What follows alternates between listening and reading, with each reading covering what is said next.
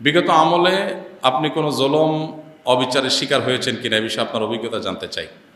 ভাই, খুব ভালো ভালো প্রশ্ন আপনারা বাছাই করে করে মাশাআল্লাহ আজকের জন্য নিয়ে আসছেন দেখা যাচ্ছে।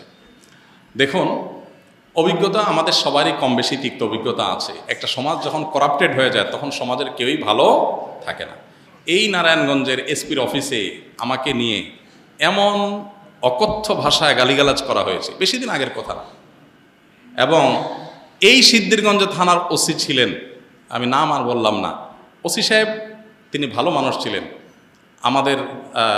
আমার পক্ষে ছিলেন। আমি একটা মাসআলা দেওয়ার কারণে সেখানে আমাকে ডেকে নিয়ে অকথ্য গালিগালাজ, আর ওসিরে বলতেছে যে থানায় নিয়া প্লাস দিয়া হাত পায়ের নকুটে দিবা, আমার সামনে বসায় রেখে।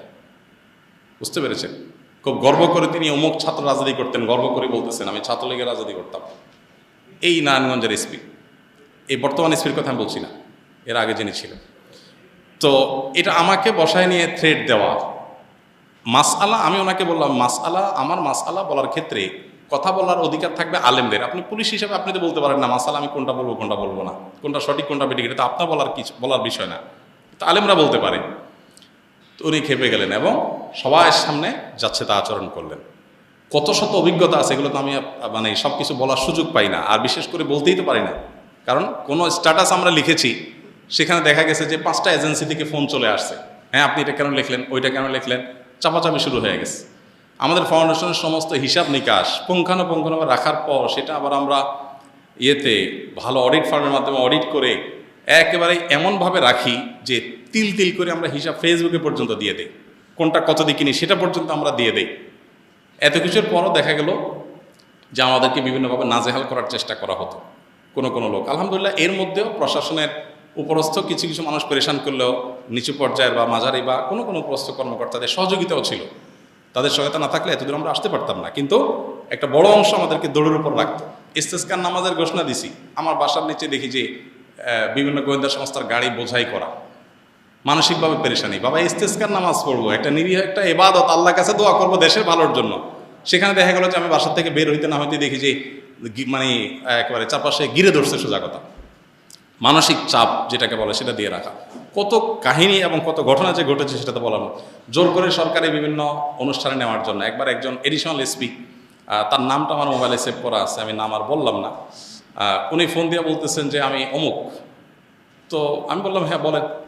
তো উনি বলতেছিলেন যে আমাকে সব হুজুররা কিন্তু চিনে, খুব নেগেটিভভাবে বলতেছেন, মানে হুজুরদের সব সাইজ করি আমি, আমার নাম সব হুজুরদের মুখস্থ, আপনার সাথে আমার প্রথম কথা হচ্ছে। এটা হলো শুরুতেই কথা না।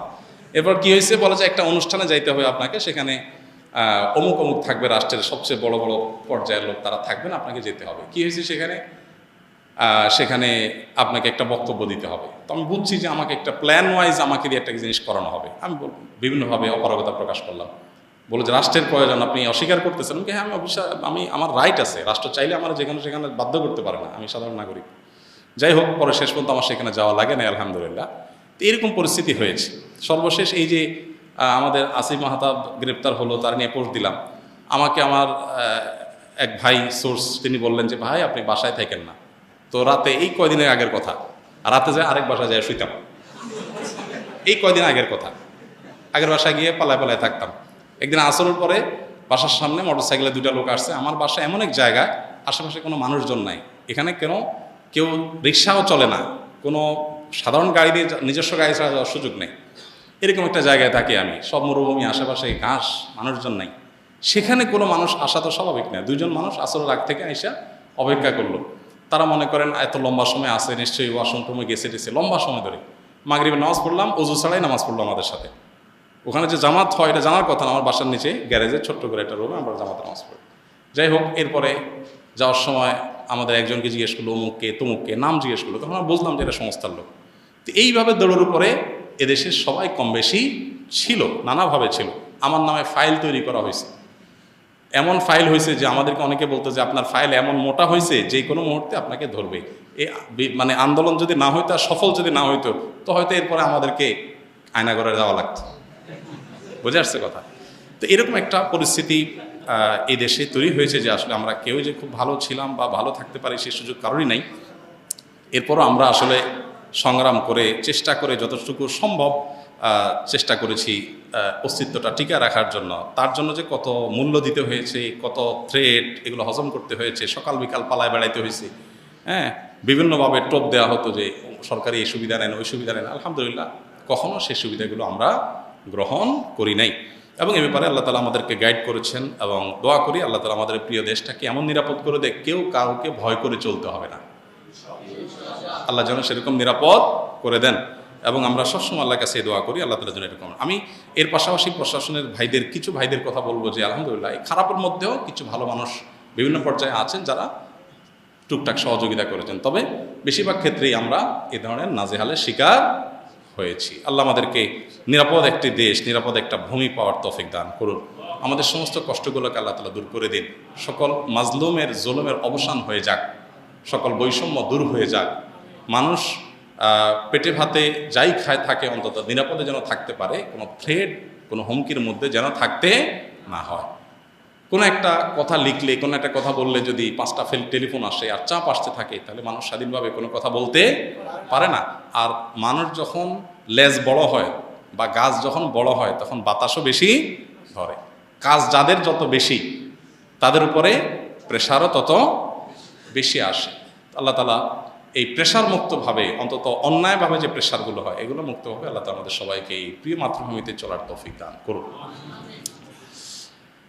আমি হানাফি মাযহাবের অনুসারী। আমার 2 মেয়ে, 1 ছেলে। আমার ছেলে মেয়েদের লেখাপড়া নিয়ে হতাশাগ্রস্ত, কারণ আমি আমার সন্তানদেরকে ইসলামিক শিক্ষা শিক্ষিত করতে চাই। এই জন্য আপনার প্রতিষ্ঠানে যোগাযোগ করেছিলাম। জানতে পারলাম আপনার প্রতিষ্ঠানে ক্লাস 4 পর্যন্ত ক্লাস চালু আছে। আমার 1 মেয়ে ক্লাস 4, একজন ক্লাস 5 এমত অবস্থায় আমার সন্তানদের। যাই হোক, অনেক লম্বা চিঠি দেখা যাচ্ছে, যাই হোক তাও পড়ে ফেলি। আমার সন্তানদেরকে আপনার প্রতিষ্ঠানের মতো অন্য কোনো ভালো মানের প্রতিষ্ঠানের জন্য দেখুন। আপনার প্রতিষ্ঠান ছেলেকে, আপনাদের অনেকেই আছেন ছোট ভাই বোন অথবা নিজের ছেলে মেয়ে, তাদেরকে কোন প্রতিষ্ঠানে পড়াবেন এটা নিয়ে আপনারা পেরেশানিতে আছেন। আমাদের প্রতিষ্ঠানে বাহির থেকে বাচ্চা নেওয়ার খুব বেশি সুযোগ নেই। 500 বেশি স্টুডেন্ট, 2 শিফটে আমাদের পড়াইতে হয়েছে এতদিন। এখন 1 শিফট করতে গিয়ে আমাদের অনেক কষ্ট, ছোট্ট জায়গা হচ্ছে না।